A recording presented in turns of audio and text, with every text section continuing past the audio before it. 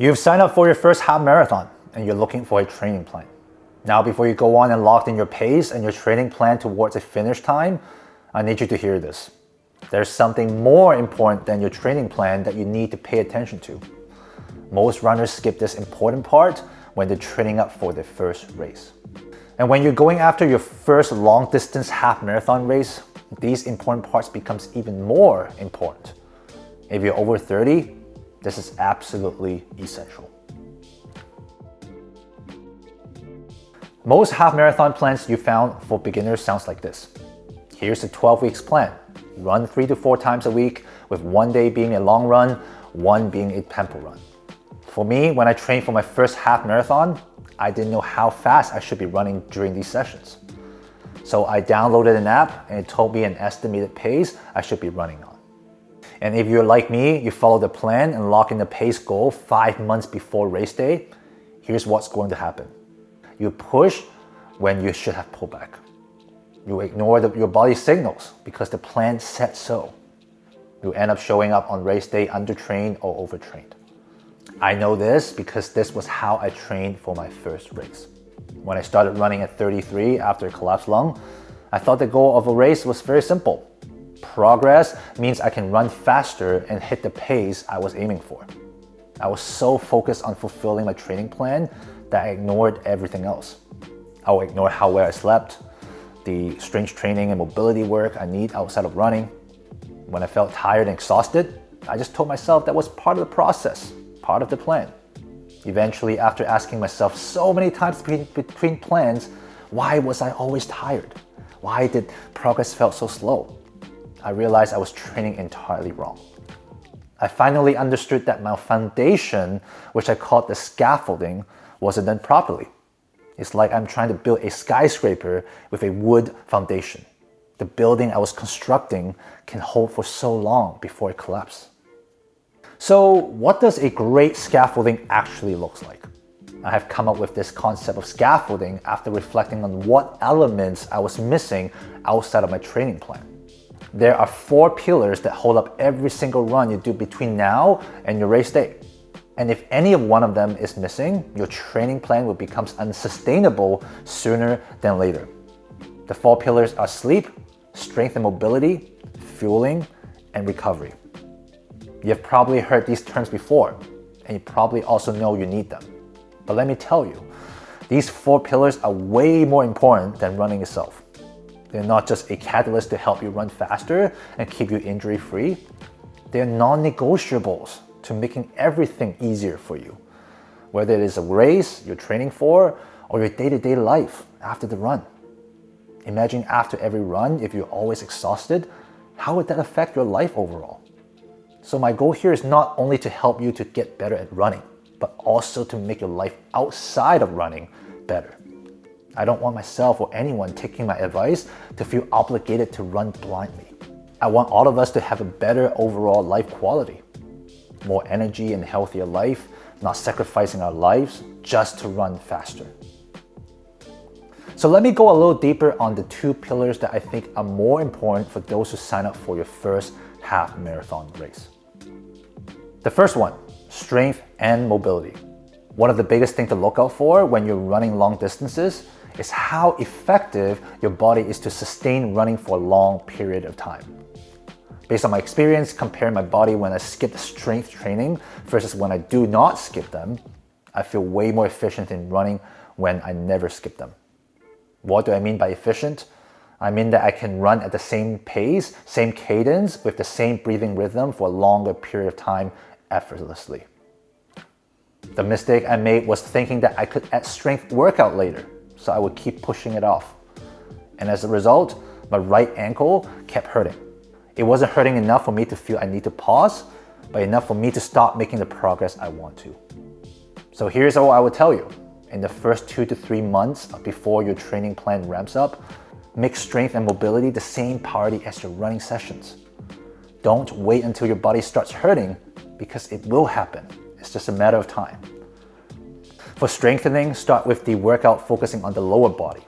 The 4 workouts I would recommend are calf raises, deadlifts, Bulgarian split squats, and side planks. And after a few weeks of running, you would notice patterns where your body would feel off. For me, it was my right ankle. I suggest you identify those weak points and tailor the strength work towards it. Now, after each workout, you also need to cool down properly, which leads us to the mobility part of this pillar.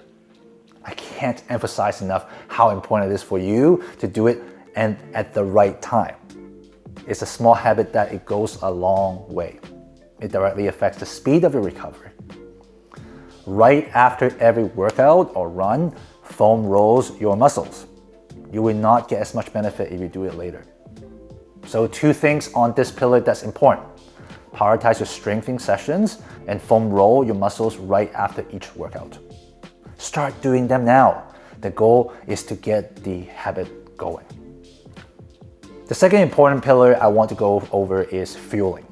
Specifically, I want to focus on fueling during the run. This is a skill you would never get to practice unless you're training for long distance races. If you haven't run longer than 10K before, you probably never needed to fuel during a run. For a half marathon, you need to fuel during the run. Otherwise, you will likely run out of energy before the run is over. One of the most common mistakes runners who are new to running long distances is they don't practice or they practice fueling too late before the race. Remember this, your stomach needs to get used to digesting and converting what you consume into energy during a run. So not only your legs need training, your stomach also needs training too. Another problem is that different people react differently with different gels. I'm lucky, I haven't found a gel that messes with my stomach yet. I use Cis gels and some brands from Taiwan, and they work fine for me. But I've talked to runners who try a gel for the first time on race day, and they ended up spending the next 3 kilometers looking for a bathroom. So don't let that be you. After practicing fueling many times, I also found things I need to look out for that I wouldn't have figured out without practicing. When I did my long runs during the colder weather, my hands got so cold, so stiff. So physically, I couldn't even open the gel packets during a run. That's like I couldn't fuel at all during a race without slowing down or stopping. I don't know a lot of runners who have the same issue as mine, but that's another reason you need to practice everything before the race. You won't know what problem you would be facing until you start practicing sooner. So practice, so you're as ready for a situation like this as soon as possible before the race happens. So these are the 2 most important pillars I want to go over with you that have nothing to do with pace or a target. I know this probably isn't the advice you were looking for. And I'm sorry to tell you that if you're over 30 and training for your first half marathon, what speed you're running at is the last thing you should be thinking about. Because without the right body conditioning, you will be suffering your way through your training. And on top of the training you've been doing, integrate solid scaffolding habits into it. The clarity of the speed you will need to run in will come after the foundation is solid. So let's summarize how I will actually prepare if it is my first half marathon. I'm not going to pick a pace first. Instead, I will focus on building the thing that makes any pace possible. First thing, I'll plan my very first couple weeks of training.